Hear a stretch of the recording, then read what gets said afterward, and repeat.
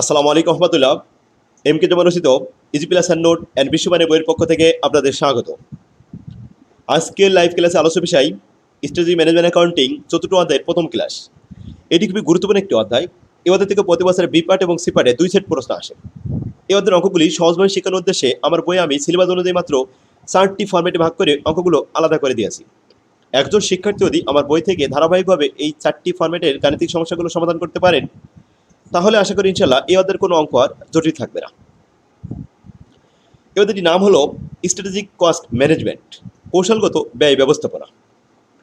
কৌশলগত ব্যয় ব্যবস্থাপনা বলতে আমরা বুঝি যে হিসাব ব্যবস্থায় কোনো দ্রব্য বা সেবার ব্যয় নির্ণয় করা, ব্যয় নিয়ন্ত্রণ করা ও ব্যয় বিশ্লেষণ করা যায় এবং পাশাপাশি ব্যবস্থাপনার সিদ্ধান্ত গ্রহণের জন্য প্রয়োজনীয় তথ্য সরবরাহ করা যায়, তাকে কৌশলগত ব্যয় ব্যবস্থাপনা বলে।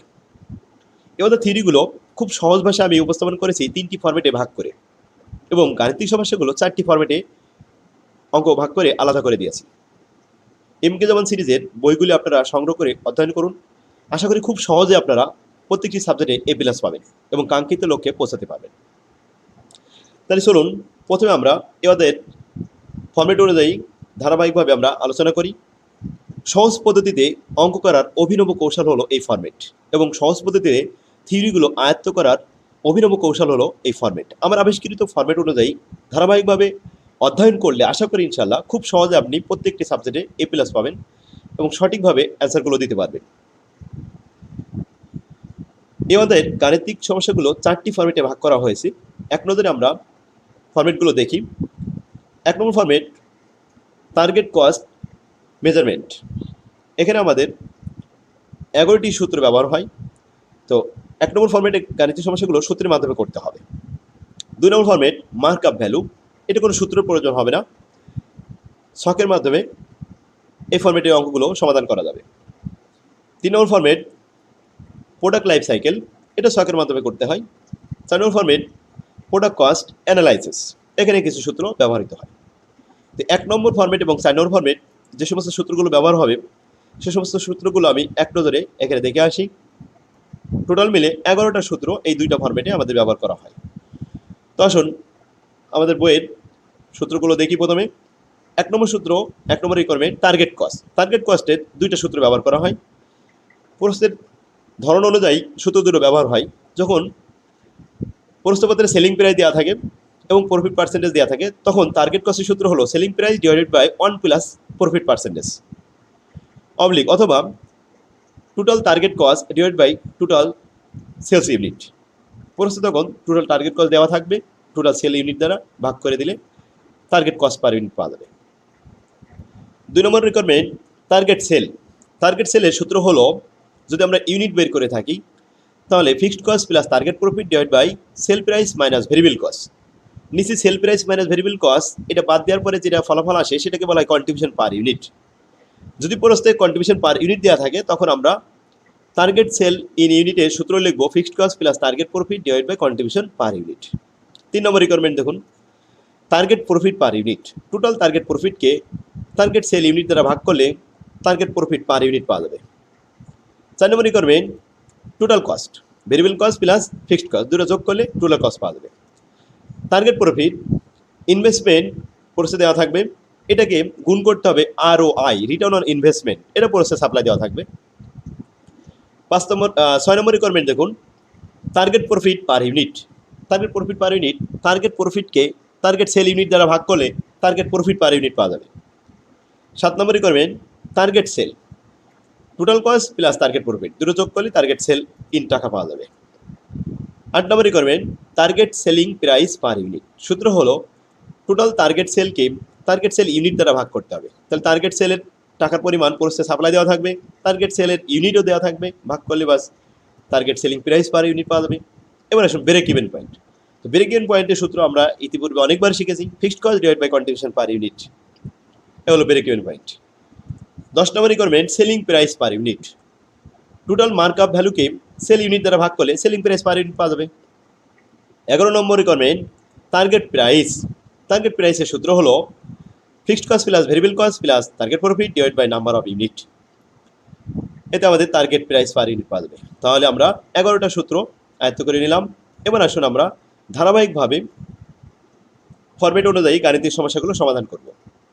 আজকের ক্লাসে আমরা 1 নম্বর ফরম্যাটের 5টি গাণিতিক সমস্যার সমাধান করব। চলুন আমাদের বইয়ের প্রবলেম নম্বর 1 থেকে শুরু করি। 1 নম্বর প্রবলেম, এই প্রশ্নটি বলা হচ্ছে A and B operate a manufacturing in a very competitive environment. A B দুটা কোম্পানি, এরা পরস্পর প্রতিযোগীশীল company. They sell the product 4 টাকা পার ইউনিট, তারা 4 টাকা করে পার ইউনিট প্রোডাক্ট বিক্রি করে থাকে। If they want to earn profit margin is 15% on cost, তারা কস্টের উপরে প্রফিট 15% লাভ করে তা বিক্রি করে। কয় টাকা বিক্রি করে? 4 টাকা পার ইউনিট, এটা সেল প্রাইস দেওয়া আছে। 1 নম্বর সূত্র অ্যাপ্লাই করলে হবে এটা। এখন প্রশ্ন, calculate the target cost per unit, একটা প্রশ্ন।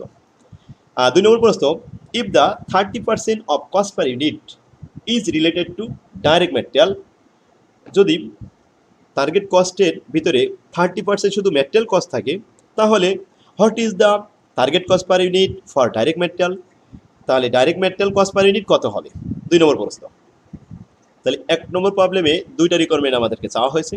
তো আসুন, requirement 1, calculation of target cost per unit. Target cost per unit আমরা সূত্র শিখেছিলাম। 1 নম্বর সূত্র, সেলিং প্রাইস দেওয়া থাকলে selling price divide by 1 plus profit percentage. তো এখানে আমাদের সেলিং প্রাইস 60 টাকা আর 1 প্লাস প্রফিট পার্সেন্টেজ 0.15% বলে এখানে আমরা পার্সেন্টেজটা বসে পয়েন্ট ইউজ করেছি। তাহলে 1.15 4কে ভাগ করলে আসে 3 টাকা 48 পয়সা, অর্থাৎ কস্ট পার ইউনিট 3 টাকা 48 পয়সা। 2 নম্বর রিকোয়ারমেন্ট বলছে এই 3 টাকা 48 পয়সার মধ্যে 30% ম্যাটেরিয়াল কস্ট, তাহলে কত টাকা হবে? 2 নম্বর requirement, calculation of target cost per material, target cost per material. তো ম্যাটেরিয়াল কস্ট পার ইউনিট 3 টাকা 48 পয়সা গুণন 30%, তাহলে 1.004 পয়সা, এটাই অ্যান্সার। কয়টা রিকোয়ারমেন্ট হলো? 2টা রিকোয়ারমেন্ট কমপ্লিট। এবার আসুন 2 নম্বর রিকোয়ারমেন্ট। 2 নম্বর প্রবলেম, এখনও একই অবস্থা। Mamun and Arif operate the manufacturing in a very competitive environment.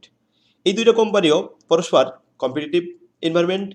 They sell the product, এদেরও সেল প্রাইস দেওয়া রয়েছে 8 টাকা per unit. If they want to earn a profit margin 20% on cost.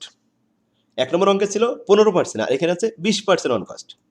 এখন 1 নম্বর প্রশ্ন, calculate the target cost per unit আর material cost per unit, যেখানে 40% cost per ইউনিটের মধ্যে ম্যাটেরিয়াল কস্ট 40%। তাহলে কয়টা প্রশ্ন? 2টা প্রশ্ন। Requirement 1, target cost per unit selling প্রাইসকে 1 প্লাস প্রফিট পার্সেন্টেজ দ্বারা ভাগ করেন।